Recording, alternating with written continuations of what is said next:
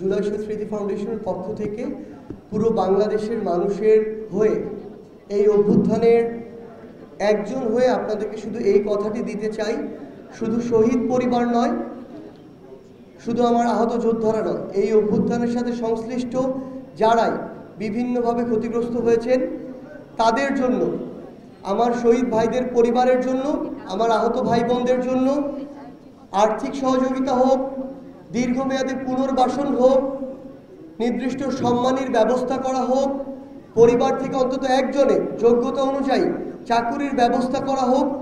যেই দাবিগুলো আমাদের কাছে আসবে প্রত্যেকটি যৌক্তিক দাবি বাস্তবায়নের জন্য জুলাই শহীদ স্মৃতি ফাউন্ডেশন তার সর্বোচ্চটুকু দিয়ে কাজ করে যাবে। এটা আমাদের দায়বদ্ধতা।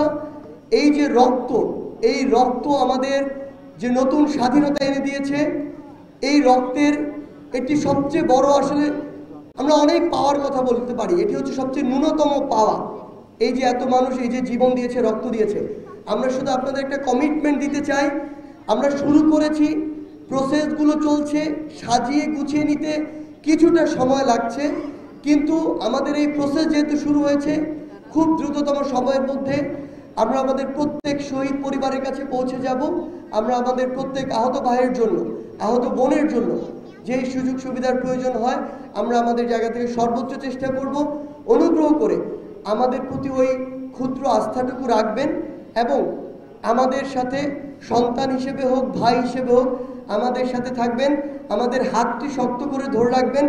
আমরা জীবন দিয়ে হলেও আপনাদের এই আস্থার প্রতিদান দিব।